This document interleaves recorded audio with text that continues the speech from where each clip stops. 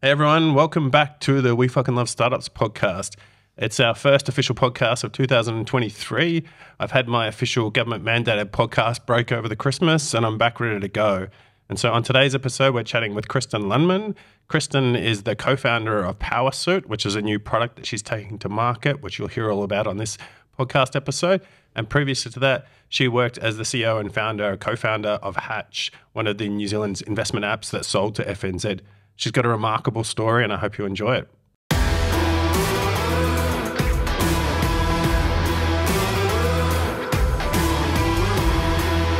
Kia ora. Thanks for tuning in to the We Fucking Love Startups podcast, brought to you by Talent Army. What was your first job? First job was the job. I think I worked there right until I left uni, and it was at a camping climbing store. That's where I got all my boyfriends. That's where I did all my I got into climbing and kayaking, and so it was a pretty sweet first job, and I was pretty good at sales. So awesome. I grew up in Australia, and it was the girls that worked in the surf shops were like our dream girls. You know, they were like the girls. Well, because you can go do cool stuff with them. Yeah, I know. Yeah, were you into hiking back then? What was I? Yeah, I grew up with single mom in the Canadian Rockies. So we lived in the Canadian Rockies. We're 45 minutes from some of the most epic hiking, snowboarding in the world. So that was very much shaped my childhood. Yeah. So working in that space kind of felt about right. But I was in competitive sport, quite structured, rigid sport growing up. But so I hadn't really done the adventure sport stuff. Yeah. So it was that store and, meeting these boyfriends and going out. And that's where I learned to do some pretty crazy multi-pitch climbing and whitewater kayaking. And it was great. Awesome. It was amazing. What was the competitive sports you were into before? It's terrible, very North American. And I'm almost embarrassed telling you, but growing up was synchronized. I was a really strong swimmer, but I liked performing. And so synchronized swimming. And you laugh, but honestly, it was try holding your breath upside down. I could not do it, no. Upside down, holding your breath for 2 minutes, doing full tilt hardcore stuff. Yeah. And then I went from that into cross-country ski racing because that's what my family was into. So I was I know, it's so random, but... I saw a Canadian guy on TikTok yesterday. So many of my stories start with, I saw something on TikTok, but there's some new event now in the Olympics, in the Winter Olympics for cross-country skiing or some weird uphill skiing or whatever it is. Yeah. And he's 42 years old and he's like, I'm going to make the Canadian team. And so he's been blogging every day that he's an overweight guy to within 6 months now, completely ripped, running up the mountain with skis on, and then you have to ski down on the other side. I can't remember what the event is. But yeah, he's just I've watched him for 6 months now, just the most committed dude ever. Okay, I'll find it. I love this. I'll find it. Yeah, because so good. I loved it. And it just was, you're out in the snow. I still remember, I can still feel the smell of the snow and the quietness of the Canadian wilderness. Yeah. And so you just get out there. And then racing just suited my competitive nature. And so that just kind of was hand in hand on a pair of really skinny pieces of wood. Yeah, awesome. That's Awesome. what I like to do. I've never been to Canada and I can't wait. That's the next winter trip that I want to do. Do you know what most key? Okay, so winter, you're obviously going to go to the ski hills and you're going to do that. And I get that. But the one thing I think is possibly overlooked by Kiwis is the east side of Canada. It's amazing. I lived in Ottawa for a couple of years, capital of Canada, and it's beautiful. These are built limestone, gorgeous buildings from way back when, 1600s, far older than New Zealand, of course, and longest skating rink in the world.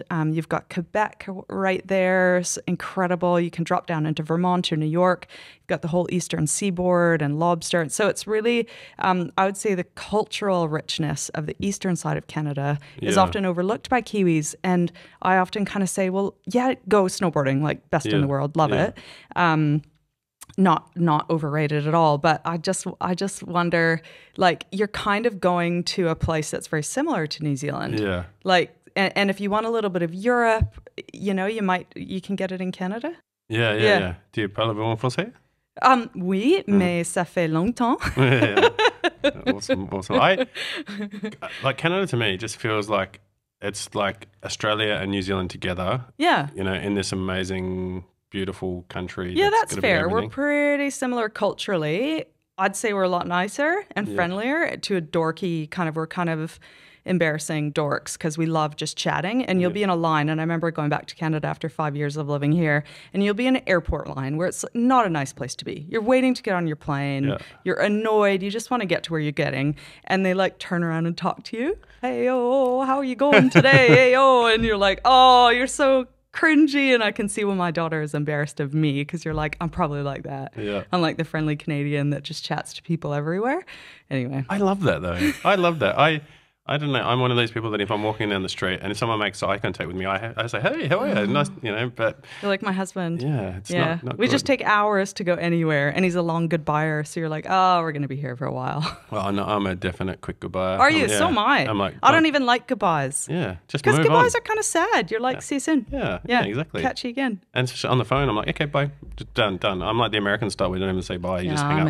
I'm into that. Yeah. Yeah. And so why did you move to New Zealand then? So my folks are from New Zealand. Yeah. So we've kind of come full circle. They emigrated, they spent 6 years in the outback in Australia. My dad was a geologist, so they set up kind of a camp, lived in a bush camp for 6 years, way up north, middle of nowhere, had this incredible adventure.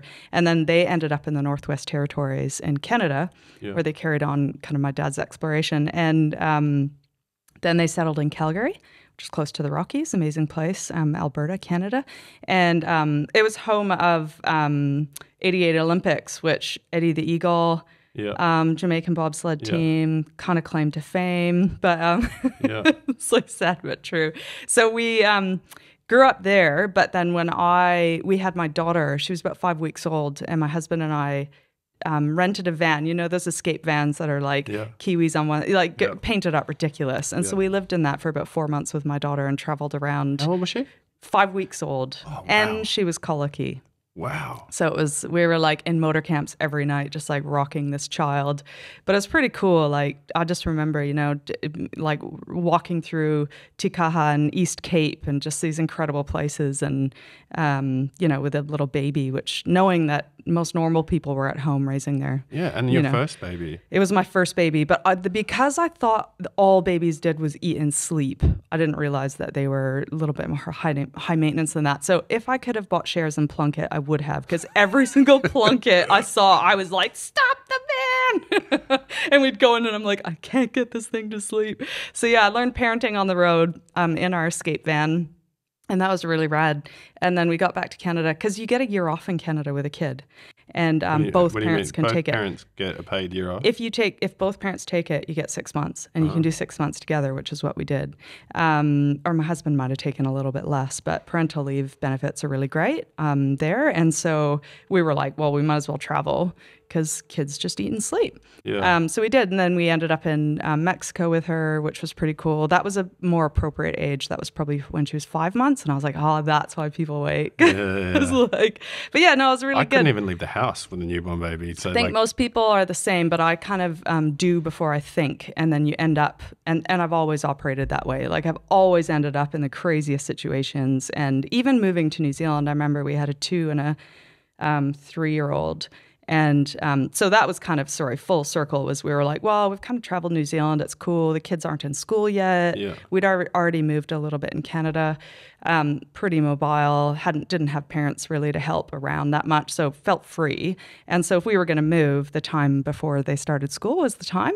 Yeah. So, I remember landing in New Zealand on New Year's Day 12 years ago with a 2 and a 3-year-old, and we'd sold everything in Canada. We had no jobs. We had to fill in Ted's, those little stacked buggies. And we had to just start from scratch and figure it all out. So we got pretty acquainted with Trade Me and the warehouse and whatever. So that's how we ended up back here. But I always would do things, and then I land in the place and I'm like, what was I thinking? Yeah. I love that though, because like life's too short to overanalyze something, right? Just figure it out when Just you get do it. Just do it. Yeah. So. And so are your kids Kiwis then? Yeah, I would say so. They still have Canadian accents, which is really strange. Hybrid. It's a hybrid, but I'd say people definitely go, are you from America? And so, but I would say they are Kiwis. it'll be interesting what they identify with as they grow up. But they're Kiwis. I was really impressed with the education system here. I thought it was pretty cool to send them through. I found it far more creative, hands-on. It was like problem-solving led.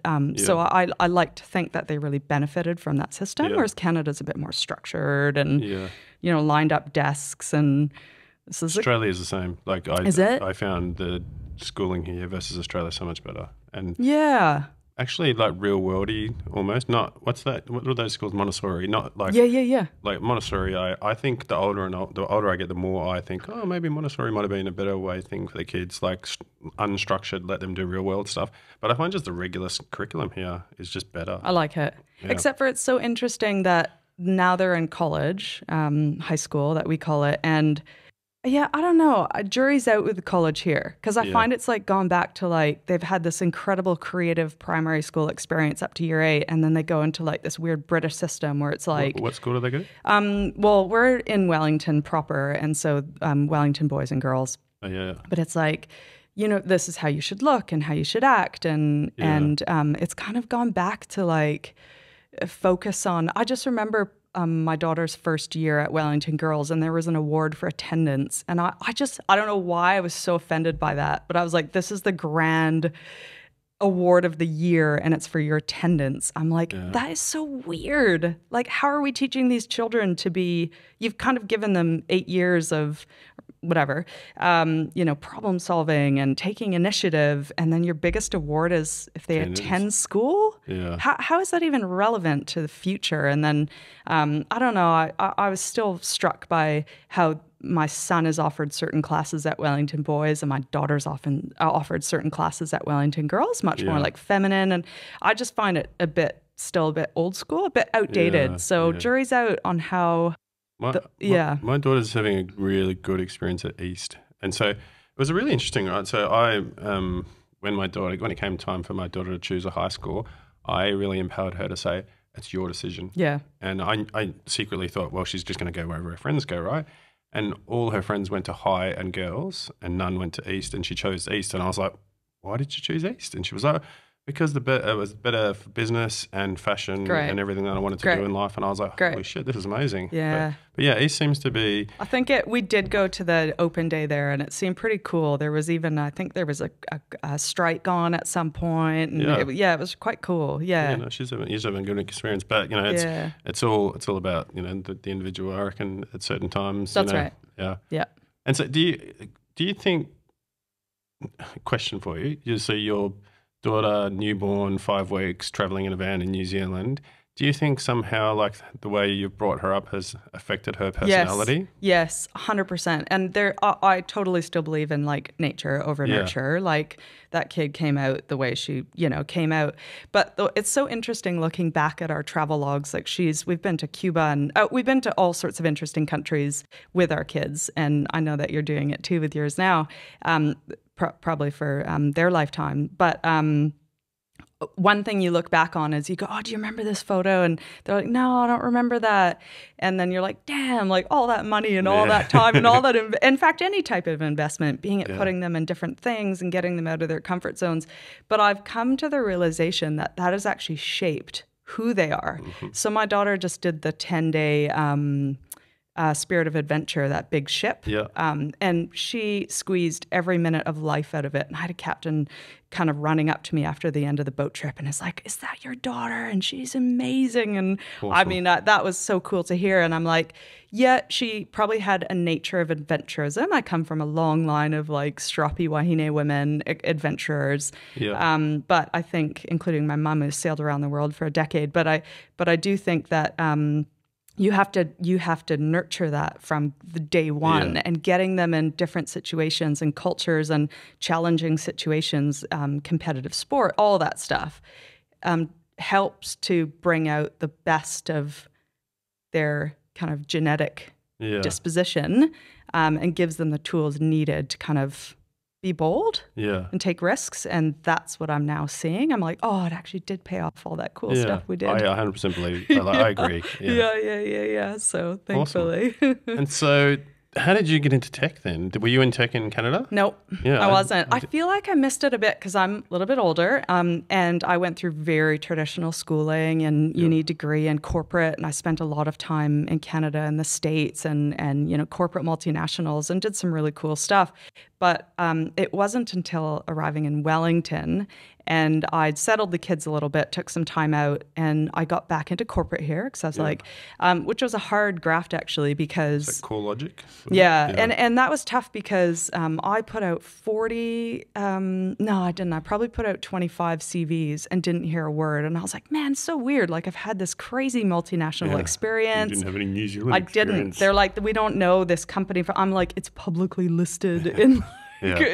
but not, you didn't, it's who you know, it's the companies, it's comfort zone, it's all that stuff. So I had a really tough time, and naturally, naturally as like someone who had also been out of work with the young children just for a little bit as they settled here in New Zealand, I really took a hit, as most women returning to work do, hit in my confidence. And so I felt like I started back at the bottom.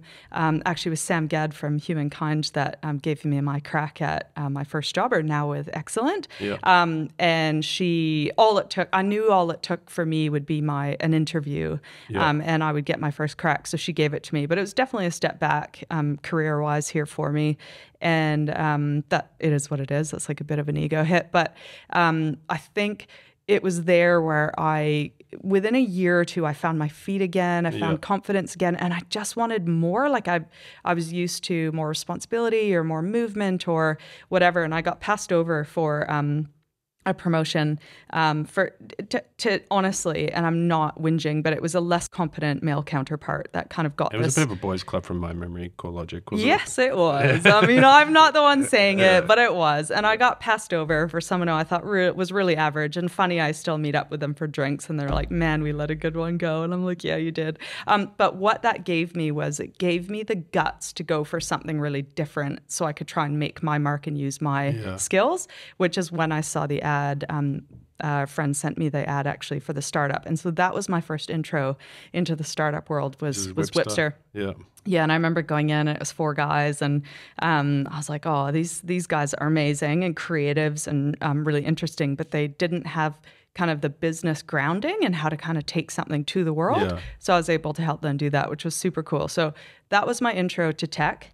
But you were like a weapon then. Like I remember because I was doing some recruitment for Wipster back in the day to help. And I remember like meeting with you thinking, fuck, she's amazing. Like you were like, I would have no idea that you hadn't been in tech for like 15 years prior. Yeah, you have to go in. I remember being panicked and I had heart palpitations 2 weeks leading up to that job because as you do, I went into interviews and I was like, oh yeah, I can do that. Like they needed a growth hacker and I was like, I can definitely growth hack. Meanwhile, Googling what is growth hacking. I was like, no idea. But I'm like, I got this. Like I totally back my ability to learn. I'm opposite to a lot of women in that I say yes and then I learn. And I just did that. So I was like, I signed up. I don't know if you remember the old school like Growth Sprout and HubSpot and all these like content management. You know, I was just like, I'm going to learn growth hacking from, and I did it in the evenings for 2 weeks before I landed on my feet. So when I kind of got running in that world, I just had to learn really quickly and just back myself to like, put it all together. And for people that don't know what Wipster was, it was a video call editing. It Google Docs for video. So you could collaborate with people before it went out into the wild, into the public domain. You could kind of be like, I don't like that. And actually, interestingly, I still even used it at my last startup. We still used it while we were creating a video with wrestlers. So that was quite cool to be able to be like, oh man, still kicking around. So cool. And what was it like? Because Rollo was a first-time tech founder. Yep. He was a director or something, wasn't he, before? Like I don't know. Oh, yeah, that's right. He was in the film industry. Yeah. Well, I just think that's how most startups start, aren't they? Is you've got these people that are brave enough to see a problem in their respective domains, and then they're like, I'm going to do something about it. So often tech founders haven't come from tech founding. They come from a domain that they know inside and out, and they want to make that particular domain easier and better and more accessible. So that was really fun. But I kind of brought the rigor and the business brain, not to like overstate my position there, but I feel like I was able to bring kind of that to that business, which was really cool. Awesome. And so I think, so talk me through that, because a bit of a theme of people on this podcast is male or female, they just say yes and then figure it out later. Yeah. And a lot of the stories have been like, how did you get into it? Well, I just said yes. I had no idea. And then I just figured it out. And so how do you do that? Like how do people that, are listening now that are like a little bit scared of saying yes, how do they physically change that, or how do they jump into something new? I actually have a talk that I've given before where it's like my superpowers that I say yes to the unknown. And I think the only caveat being is make sure you're saying yes to the right thing. Yeah. Because you can often say yes to a lot of wrong things, but if it's really strategic, it's going to take you, a huge leap ahead. If it feels scary, that's the stuff you say yes to. Yeah. And then what I've realized about myself is, number one, is I back myself to learn, because I'm like, we are built to learn because we're curious. Yeah. And so you have to. The wrong mentality is going in thinking you know everything. And that's why I think hiring someone who's done the job before isn't always the best, because they come in with the same practices and the rinse and repeat. Yeah. That's right, they outgrow all that stuff. So I think really important to back yourself to learn, be always curious. So that's the first thing that I do. The second is learn from failure. And I think a lot of really successful people have done that. It's quickly, you brush yourself off, you learn really quickly and pivot really quickly. Yep. So I think going into it, knowing that if you make mistakes, it's okay.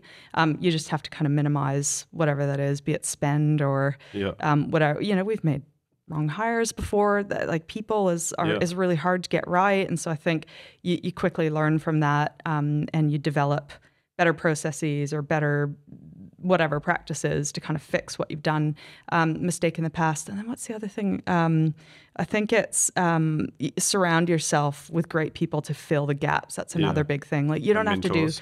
To do, or just like if you're in a team or you're crafting a team, let's say of co-founders or something, you've got to find that balance. Is Natalie that for you? Yes, absolutely. And in fact, even at Hatch, like those 4 co-founders, I think we were all so complementary because we just filled kind of the gaps and, created a pretty great force. But Nat and I are really similar in a lot of ways, but we're also different enough that we're hugely complementary. Yeah. So I think being able to recognize that you don't have to carry the whole burden of the role or the job yourself, or the startup. You just have to recognize what your gaps are. So it requires some self-awareness, and then you don't have to. So interesting. Most people think they have to be great at everything and go learn that if they don't know it. Well, you kind of don't. You need a broad understanding of a lot of stuff. You have to probably really recognize your really great strengths and work on those, because then those can get better. Yeah. And then you fill the other stuff. 100% agree with you. Yeah. So many people focus on their weaknesses all the time. I know. And I'm like, man, get someone else to do that. Hire for that. We hired you for this. Weaknesses. Yeah, we hired you for that strength, That's right? It. Use That's that. it. Yeah. And hone that, because that's going to make you stand out. That's going to make you move the needle in your business and your role and your whatever, and then fill the gap. So I think it's the learning and the curious mindset.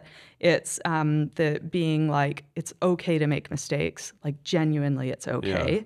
And then fill the gaps, I think is really important for those that are like, oh, I don't know if I can do that. I was chatting with my cousin who was chatting about doing a bit of a side hustle for extra money. She's like this incredible human who's a lawyer. She's been on the TPP. She was in the government and ended up traveling through Asia with Jacinda Ardern. And she's just this incredible person, sidekick to have around. And she's chatting about a bit of a side hustle, and she's going to go get a job as a kitchen hand or something. And I'm like, what are you talking about? You need to go into governance because more boards need people like you, policies, process, risk. You're a lawyer. And a really intelligent go-getter female. And I'm like, boards would love you and they pay well, so do it. But it's that classic, like, oh, but you're like, nah, just like do. Why do men just inherently, because so give you an example, right? So start a podcast. I call people and say, hey, do you want to come on the podcast? 100% men, yes. Yeah. Yeah.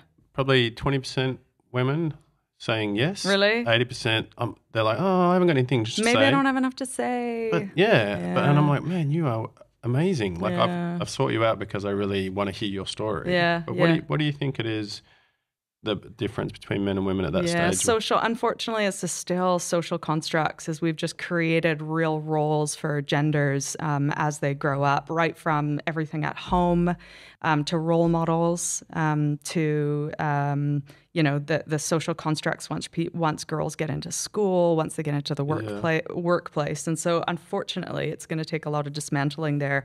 But do you think it's happening now? Yep, it still is happening. And it's happening because role models still aren't quite there, like even in STEM. Yeah. You can't be what you can't see. And so if women don't see tech leaders, for example, or on your podcast, mind you, I noticed a lot of every second podcast you have is... I'm committed. You are committed. It's amazing. But I think, it's still happening today. And even, having just done Hatch and coming out of that experience, women are still...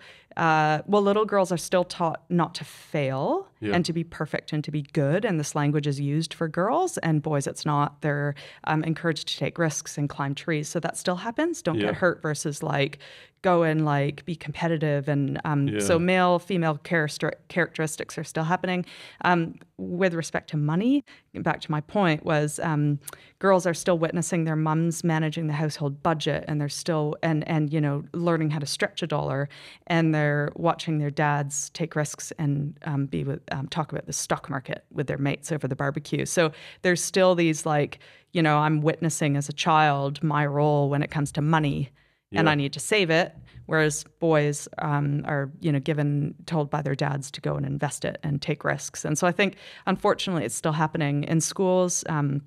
Growth mindset theory, thankfully, is being rolled out around, but there's still a real sense of girls have to be still perfect. And they don't take as many risks, because anyone who's been taught how to be perfect and has that perfectionist attitude doesn't take risks, because you don't want to get stuff wrong. So yes, it's still happening, and that's why you're still seeing it. Well, I'm a massive advocate of more women in tech, more women in and you have a 13-year-old that you want to see rocket.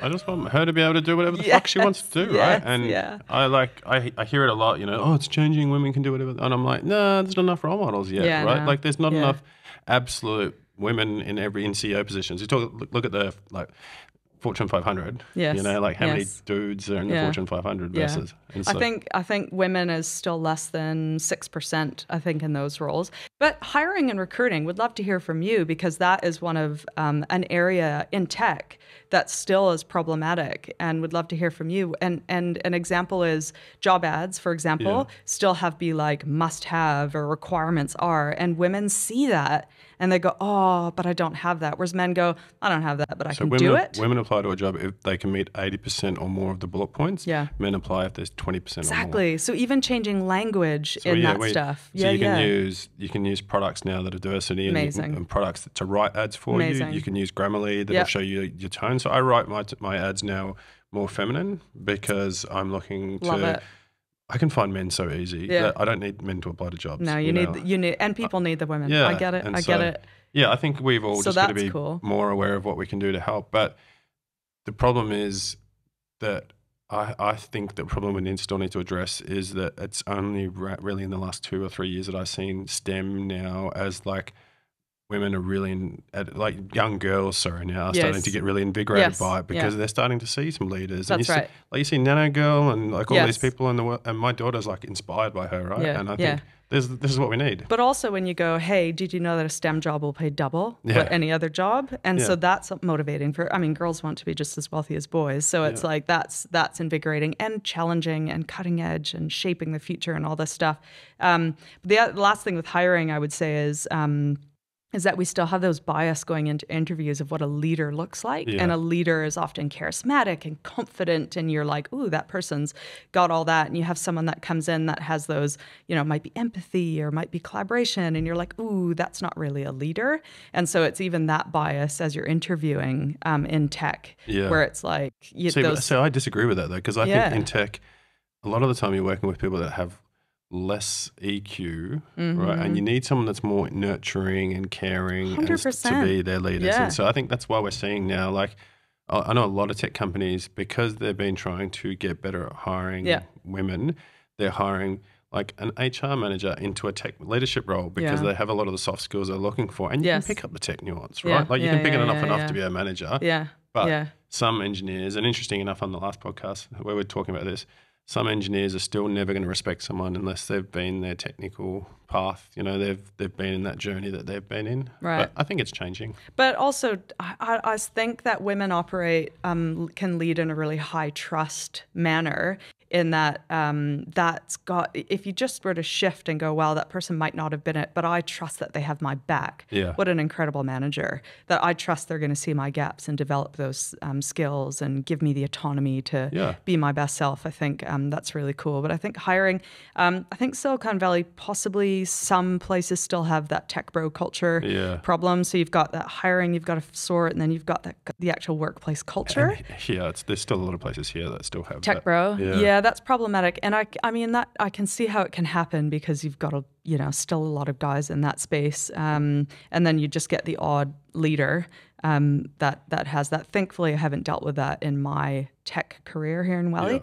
And then what was the other thing I was going to say? It's the tech bro. And then workplace policies, probably, and this is why Excellent is quite cool, and Sam Gadd and Jenny Busing's new thing, because it's like, actually, what does the future workplace look like, and how can we foster an inclusive and flexible and human-centric workplace? And so they're training up kind of people leaders to do that. And I think that will be really beneficial to get women in STEM as well, and staying in STEM, I should say. I think it's great. And because the only thing that worries me is all of a sudden it was like, holy shit, everyone just realized, oh my God, we need to fix this in our companies.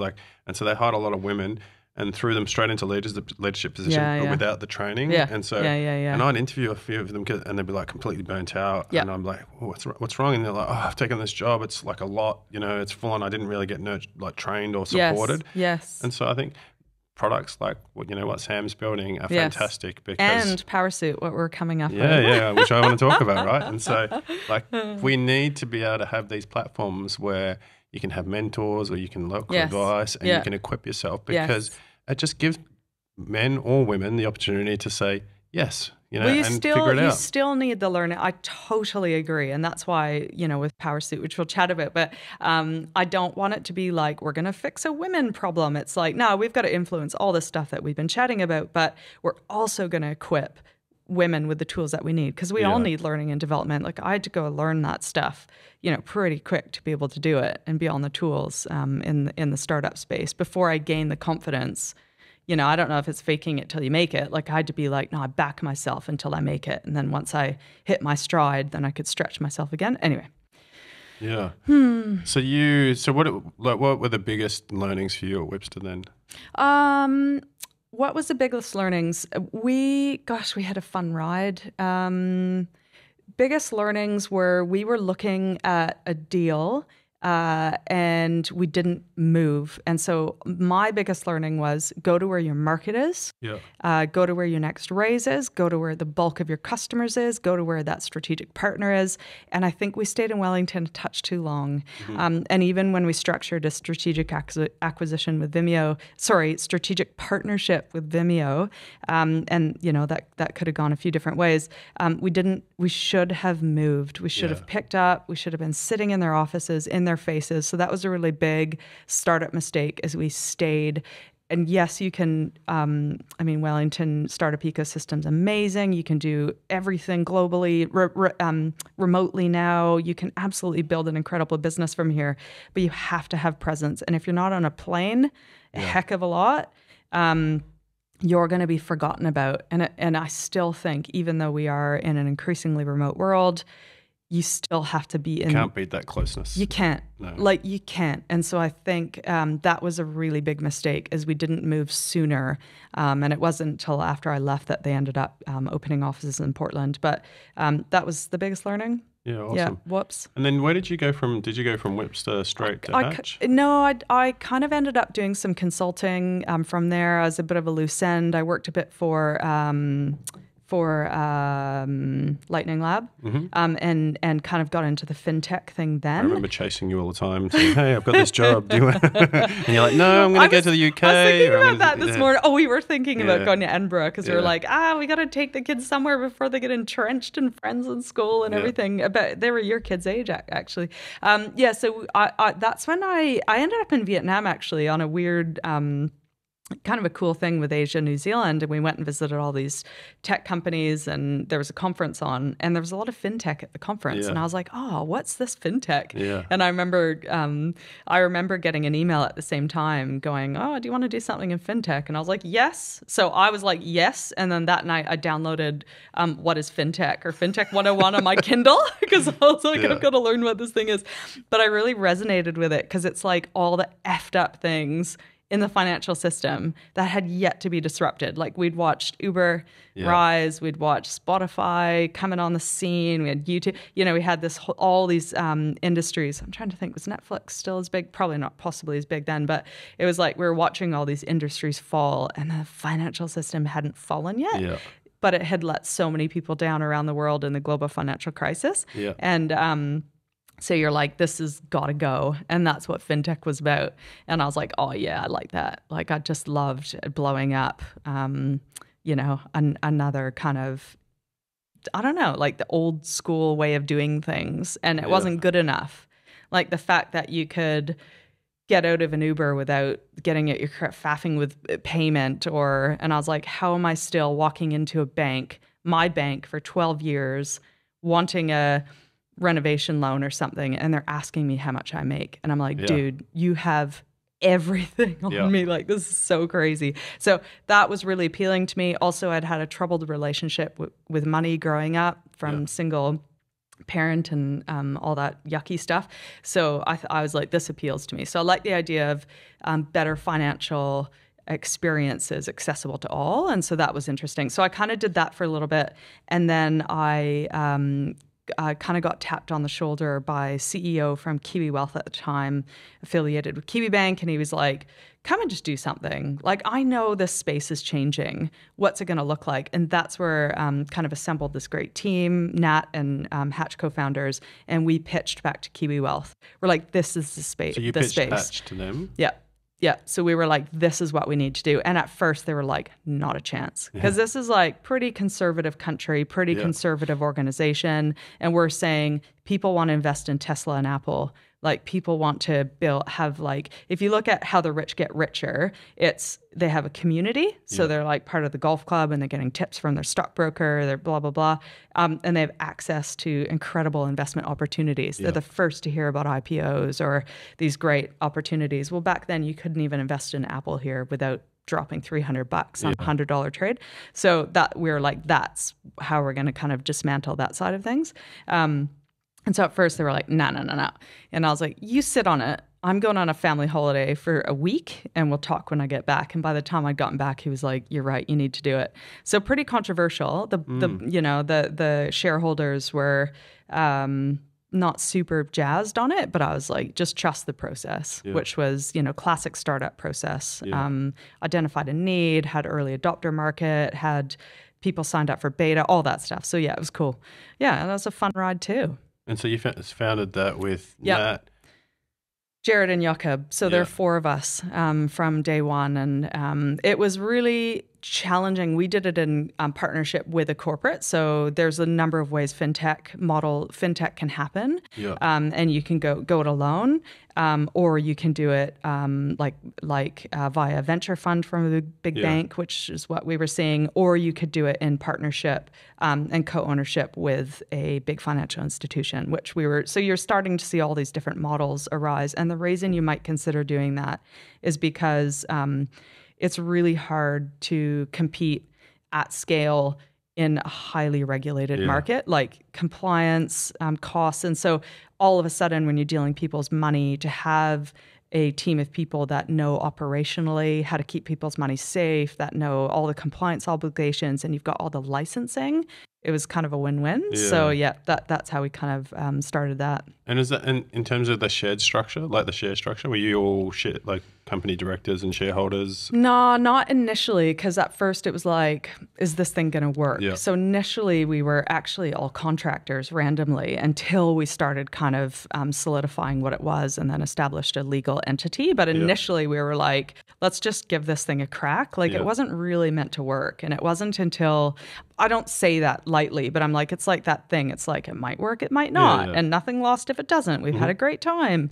But I think it was, wasn't until the pandemic when it was like, whoa, this is like actually a thing. Yeah. And quite a wild ride is when we kind of got the house in order a little bit.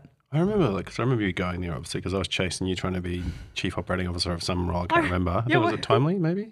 Timely? Or something like that? I can't remember. Yeah. And then you're like, no, I want to do this fintech thing. And I was like, oh, good luck then. I'm gonna do some stuff with KiwiWell. And I was like, all right, good luck. I'm interested to see how it goes. And then all of a sudden I'm at the airport and there's bloody hatch signs everywhere. And I was like, man, this is taking off. Yeah, well, there's definitely a timing thing, but also I think, I don't know, I still have yet to find really successful corporate innovation. Like it's like not a thing, but I just think we were so damn stubborn, and we just made sure that we'd structured it all properly. So it was like, you stay in your playground, we'll stay in our playground. We didn't even go into their working space because the culture, they'd want to kill, the organism or whatever, or organism kill the virus is what we were. But I think, so we had to set up some really, we had needed to go in eyes wide open and figure out how to protect this thing we were growing so it didn't get killed by the people that are so worried about reputational risk and blah, blah, blah. And so, we did the thing and it was lots of fun. And the pandemic was wild. It was a perfect storm of, you'd had this pent up kind of market with kind of money, time on their hands, and now you've got share markets that are accessible thanks to technology. So it was like this kind of tech meets this right generation, and people had phones in their hands and all of a sudden wanted to be able to access. Do you think the retail, like the meme stocks, helped as well? That was definitely a blip, but it wasn't that pre-COVID. I feel like, wasn't meme stocks pre-COVID? I feel like it was definitely a blip, but that was a different target audience. So those were people that you would consider early adopters because they're already on things like Reddit and they already know about Wall Street and they already know about short selling and big evil hedge fund managers that are, driving companies down into the ground or betting on them to go down. So I think those are already people that are, like, I would say those are the crypto early adopters as well. So they're kind of already confident in the space. They've gone out and actually done something about it. They've joined forums. And then all of a sudden when it's accessible, those are the ones buying those stocks. So it's almost before it's in the public domain. So I think there was interest of people who initially were early adopters. Then there was like the get rich quick, like, oh, I'm going to jump on this bandwagon. There's a little bit of that. But I don't think that is what caused the retail mass adoption. Because mass adoption is when all of a sudden the markets have tanked, shares are on sale, it's easy to get into. Robinhood was a thing. And then it's like, ooh, I can do this too. And then it's more around financial literacy and participation. Because I now have time and on my hands, and if he can do it, if she can do it, I can do it. So it was kind of back to back, but they're very different target markets, I think. And so you started Hatch, and then Sharesies was doing the thing. Trove was starting to do its thing like a little bit later. And you kind of were all friends-ish? I mean, the thing is all different target markets. We were pretty clear on our target market, which has already had some experience in share trading. And everyone and Sharesies have done amazing. Well done them, like really gone to, accessible to anyone with $5. Like amazing, great. And I think what it's done is it grows the market. There's room for everyone. And it's like anything, like we're not a homogeneous culture. We need, slightly different experiences with our money. Some people want a little bit more help. And I think Flint, for example, has advisors on how, I think every single one of these, and you see it in the state, you see it actually in any market. There is a fintech solution, 3 that are quite similar but quite different. And you kind of find your home, you find your community, and you just grow the market. Yeah. So how do you then, because you were Chief Marketing Officer at Wipster and Chief Operating Officer, I think it was. Yep. They threw you into both in the end. Yeah. How do you then step up into the CE role? Like, talk me through that. That felt pretty natural, a natural progression. I think my skill sets lay in leadership. And when I think everyone can be a leader, firstly, you don't have to be a CE to be a leader. But for me personally, it was about motivating. I know I can storytell, which is an important role for a CE. You're constantly telling stories. You're telling stories to your people. You're telling stories to your investors, to the public. And so I knew that was a role that I could fill. And I was also a really big, what did someone call me the other day? My role was to kind of find talent and ignite and inspire that talent. Yeah. So there was something in me being able to attract, the right people to this movement that we were building and then really inspire them to do their best work. And I think those 2 things really played a part as my part of the 4 co-founders. Yeah. Like that was like a role that I was like, I know I got this. I've got the storytelling. I had a passion for growth, obviously growing something, but then I had that real passion for people and igniting their best work. Yeah.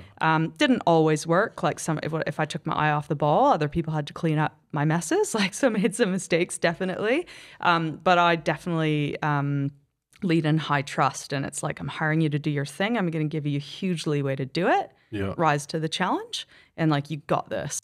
Yeah. And identifying kind of their talents, I think. So anyway, I've been given that feedback before. So I think I knew that I could do that, but that's where I mean, like, I couldn't do everything, and I don't think CEs do. I think they... that's the thing that most people don't realize is that you can't as a CE, right? No. And I think what you called out are probably one of the 2 major things that you need, right? Yeah. Storytelling for me is the number 1. Yeah. Like investors, staff, the market. Yeah. And then empowering people, is the other. Yeah, so that was really important. But we ran like a really egalitarian co-founding group. Like I never, from day one, I was like, I am not your boss. And so we as a team are going to do this thing together. Yeah. I might have had that title, but it was very, a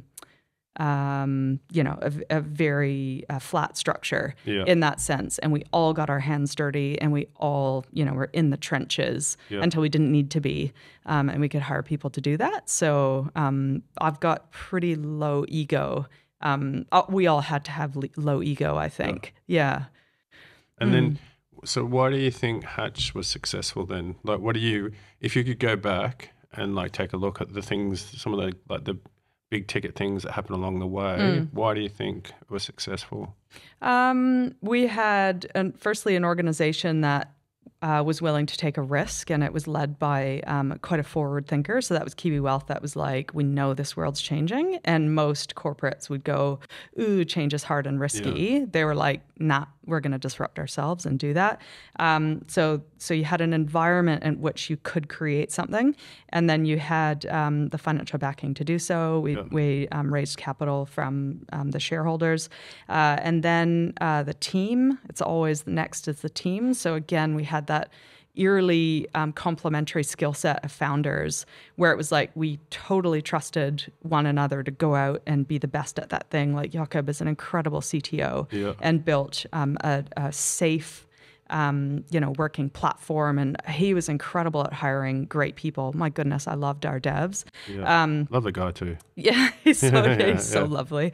He's so lovely, and surfs. So we had some good surfboard board meetings on the water. And then Jared was really calm, and he was an ops, so he had that. When shit was hitting the fan, he would just really calm, and he had that ability to where Nat and I were just like, Jared just kind of calmed the room. And then Nat, oh my gosh, like I could talk about her forever. Like there's no way Hatch would have happened without her. She had the product vision. She is stubborn. She's so stubborn in that she just doesn't want to build, like she didn't want to build a Robin Hood, and she didn't want to build what was already out there. She was like stubborn in terms of creating the next new thing and what that would feel like, and how do we put ourselves in our customers' shoes and make them the heroes of our journey. And that was always key to our product, is you put and that's why, you know, we did the community, like they're the stars, not us, not the brand. Like our investors were the stars, and Nat was always really stubborn on that in terms of developing something new. She has an incredible growth brain. Like she's not just a product person or a UX person. She's looking at end to end, from the first time you see a Hatch billboard to how you feel about it. Then what do you do? And how does that make you feel? And how can you get engaged and feel, because finance is already rife with people feeling crap about themselves. Like money is so yuck, isn't it? And you feel like shit because you never have enough, or you've done stupid things with it, or whatever, you have a terrible relationship with it. So she was really conscious of how do we make people feel empowered and really good about it, and change that mental mode of it's not for me, or So I mean, credit to Nat. She was just like, incredible. Which is why I'm not letting her go. Yeah, awesome. Because then obviously Hatch sold to FNZ. Yes. And then you have now got a new venture. We do. Yeah, I'm excited to hear about this. Talk me through this. Yeah, well, that new venture. So Nat and I, after 6 months, so we are, kind of love this startup thing, and lots of autonomy. And so when you go into a big organization, you're a bit like a fish out of water. Mm-hmm. Like we, even just from day one, it was like, wow, like reporting lines and the way, I'm sure any founder, it'd be so interesting. I can't wait to debrief with Ryan and Timely and how that all went down. But I think you get in there and it's just a whole different playing field. Yeah. And so you're like, I don't know if I'm cut out to kind of do this and play this game.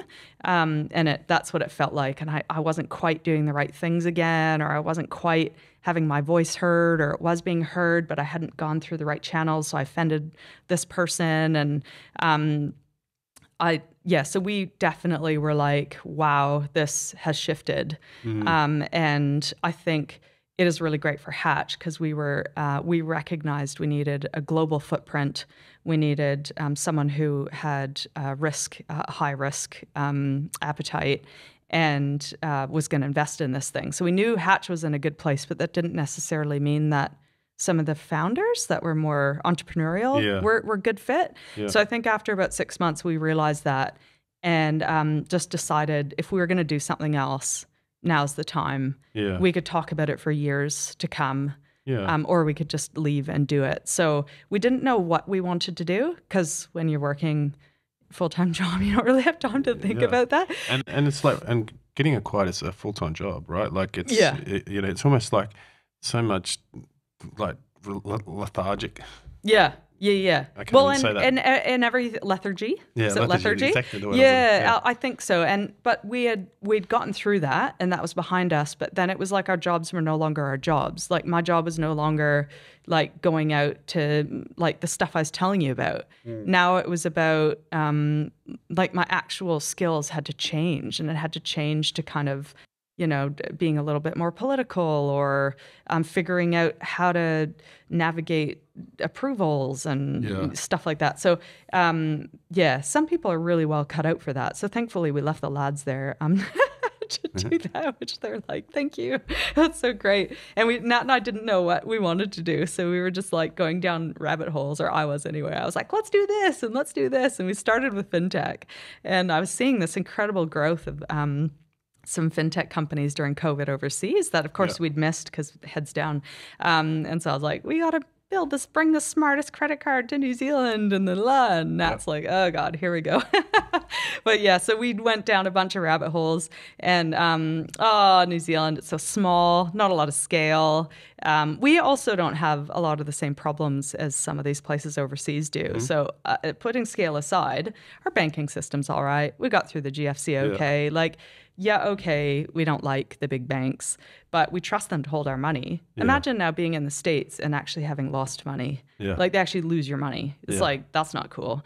Or, some of these developing countries. So I'm like, we just don't have the same problem. So then we were approached and asked to do this fund, which is in fintech. And we were like, oh, that's cool, building our own managed fund and then distributing it on these platforms. And it was a fund that these two women were really passionate about, building a fund that invested in companies that were run by women and that had solid women representation on the board. So what that looked like was you have thousands of publicly listed companies, and you narrow it down to that criteria. Then you place like ESG a little bit over top. Probably don't want arms, probably don't want, some of those things, baddie things. And we got down to about 150 companies in the world, developed countries run by women, ESG. And we were just like, well, that's a problem.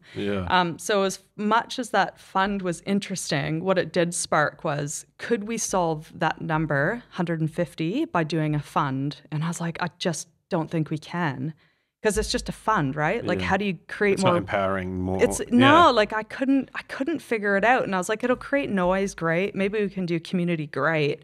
But like, how are we going to change that number? And that's when Powrsuit was born. I love the name Powrsuit. So we're like, some of the women that actually had to wear Powrsuits in the 80s hate it. But we're like, it's all right. It's all good. It's all good. We're just like taking the E out, and we're just like, owning it. We're owning it. The new Powrsuit, which just could literally be, I'm wearing a hoodie today. But I think that Nat and I looked at each other. It feels like a really cool metaphor for me. Like, you don't need to fucking wear a Powrsuit anymore. Like, no. This is the thing. You can be. That's right. That's exactly it. And we say that, we're like, put on your Powrsuit, and that could even be saying yes to the end. It's like, say yes, and like, we gotcha. But Nat and I ended up chatting to, 50 really cool women. We started in New Zealand and Australia. We want to be global from day one, but we were just like time zone, yada yada. So we chatted with these women who had made it, and those that, and when I say make it, I don't mean C-suite. I just mean women that are owning it as leaders. And so they genuinely identified as leaders, and they could have been only 5 years into work, but they were technical experts in something, and they were like, I'm a leader in this space. So they pointed to 3 things. The first was they had a significant learning.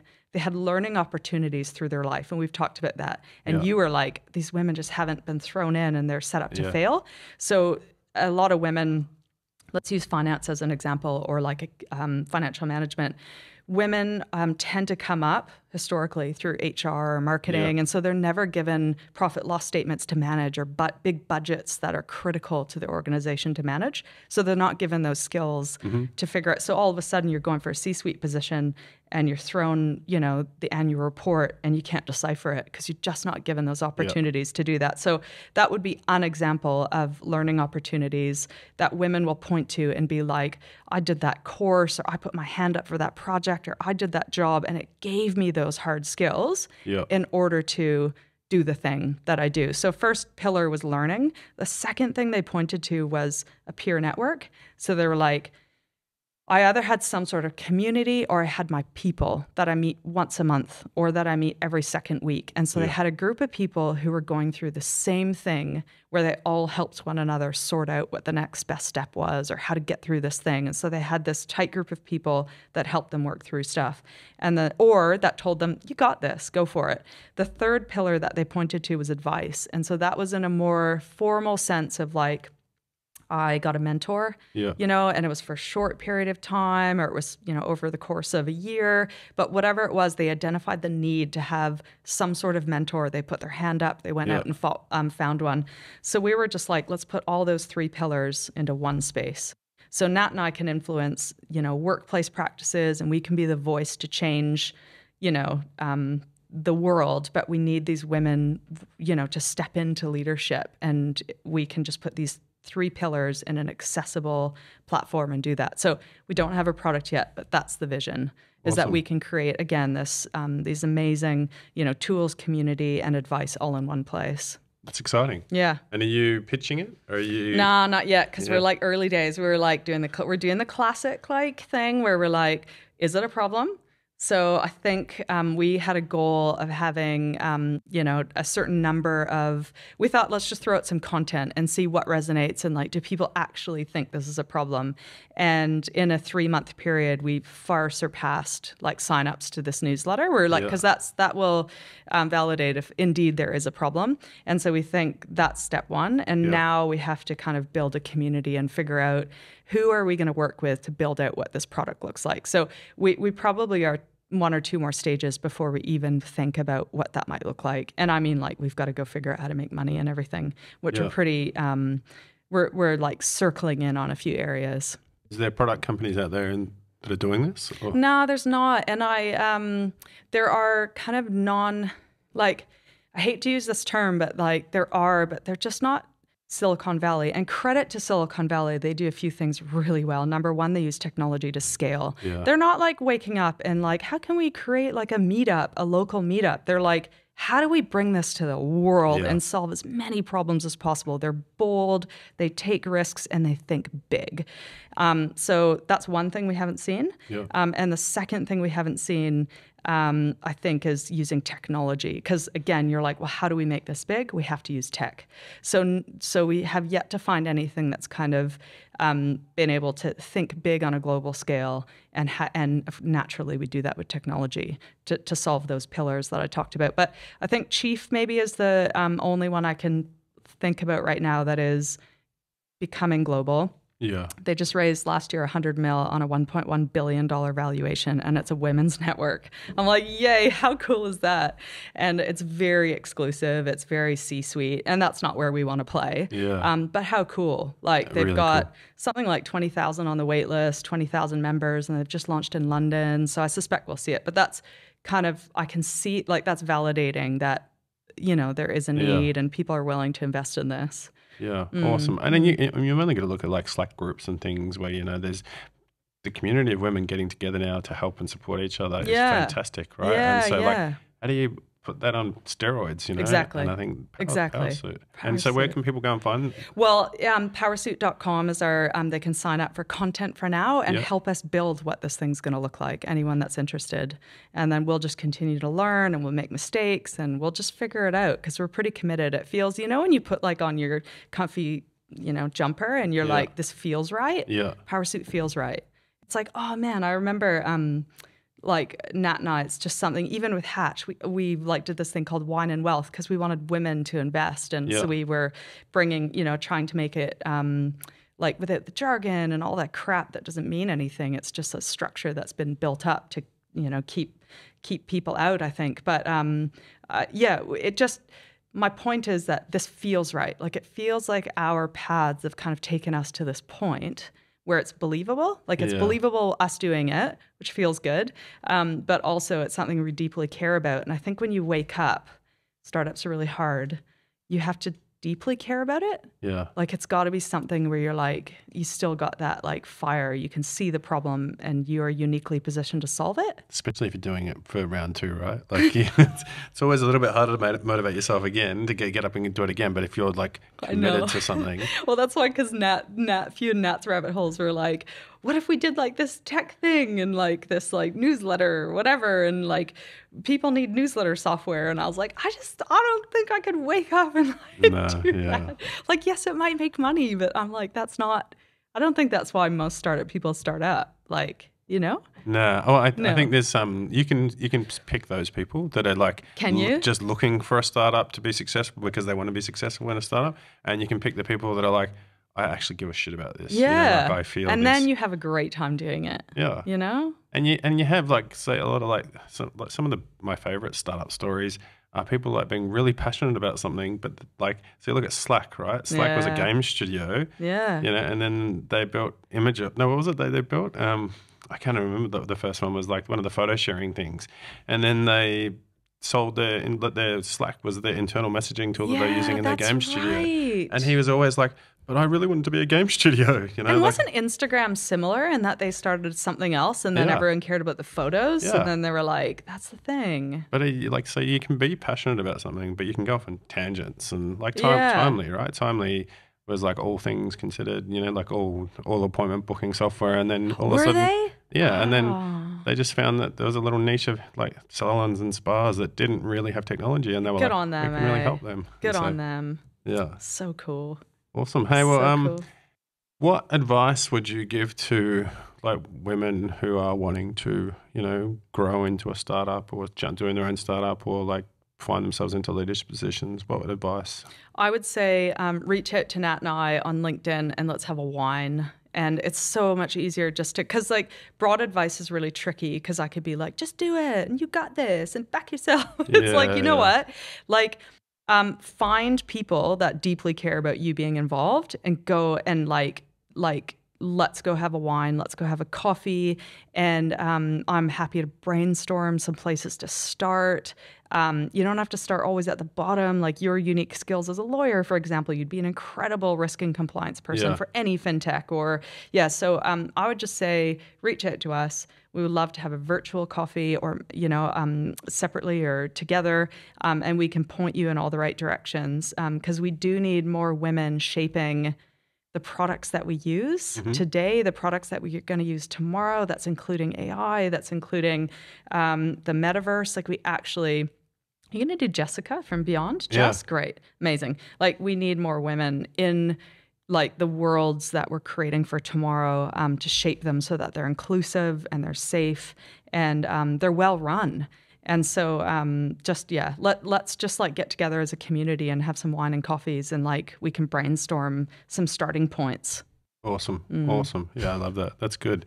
I always get because like my ex-wife and I would chat about things all the time, and she's been traditionally, she'll always say no to something, and I said instead of saying no, just say maybe, and then talk about it with your friends and colleagues, right? And they'll be like, do it. Then go, you know? And so, like I always say, just instead of no, say maybe. And then, you know, like, because if you're not comfortable saying yes so far, but have some good people around you. Yeah, you know? agreed. Awesome. And don't be scared to reach out to people because actually, like, most are really willing just to chat. Yeah. Yeah. And like, as a recruiter who works with a lot of founders and CEOs, you know, that are very successful, you know, they all call me in the middle of the night, freaking out. Everyone calls, you know, everyone, or like I call in, how's things going? They're freaking the fuck out. They don't know what they're doing.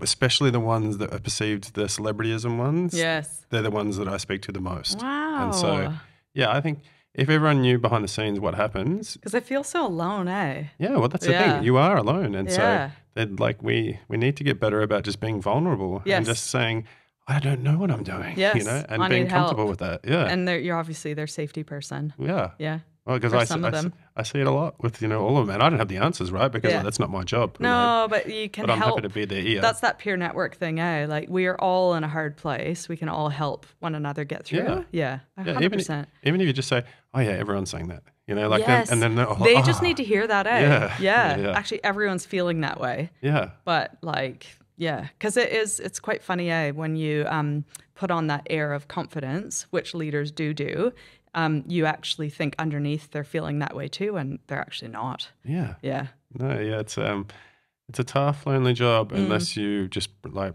have a group of people, and sometimes that can be just people that aren't even in that industry or in that just friends that you want to be able to just go and be honest with and say, I fucking have no idea what I'm doing, or you know, like, hey, I need some help with this problem. But well, we've been taught to be so that's also socialized, isn't it? And I think credit to founders who've had so much pressure put on them to get it all right. Man, there's just that's just too much.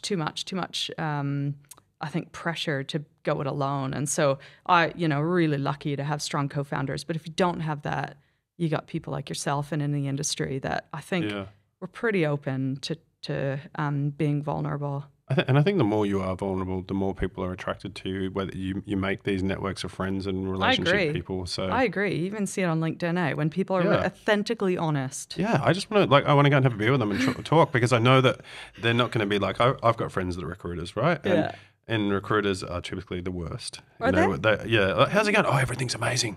You know, and they're like, oh, it was my best month ever last month. And I'm like, okay. And then they'll ask me. Socialized to do that. Yeah. And I'm like, oh, everything's fucking horrible. You know, like it's been hard. It's this and that. And they're like, oh, yeah, me too. But, you know, they have this mask that they wear at all times. Really? And so, yeah, recruiters are terrible. So I love it when someone's authentically themselves online and in person because I just want to. And you can always pick it. Yeah. Because then you want to help them because that's an empathetic human response, isn't it? And if you don't, you're a dick. So, yeah. And you just want to chat with them because you know that whatever they say, it's just going to be true. Yeah, you know? great. And so, love it. So just to sort of wrap things up, thanks so much for coming on. This has been fun. fantastic. Yeah, I can't believe how quick that went. One question that I ask everyone at the end of the podcast is, what makes you happy? What makes me happy? I think when I kind of talked about like that comfort, that level of like I'm comfortable in my own skin. I think seeking out that stuff makes me happy. So for example, when I kind of talked about like putting your comfy jumper on, I think Powrsuit feels like that to me. Like you kind of know you're in the right place. Yeah. So that makes me happy. Being like sitting in the lounge with my family around, that makes me happy.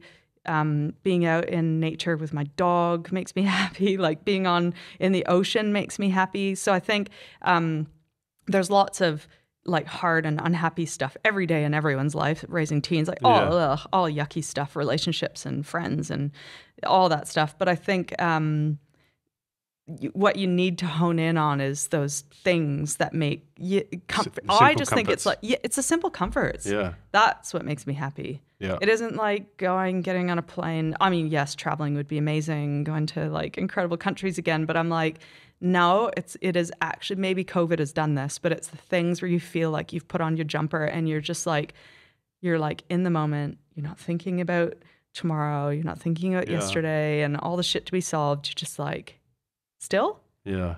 Yeah. That was a terrible answer. I feel like I should have like known you were going to ask that, but that's okay. It's a good way to test if people are watching my podcast or not. Do you just give them the first 5-10 minutes and go, yeah, I got this. I know what to say. Awesome. Okay. Hey, well, thanks so much for coming on. That was great. Thank you. Yeah, thank you. It was fun. Well, that's a wrap for the first podcast of 2023. I hope you enjoyed listening to Kristen as much as I did talking with her. She's phenomenal. Please like and share this and send to anyone that you think will enjoy this podcast. And see you on the next one. This podcast is produced by John Otaka from Empire Films.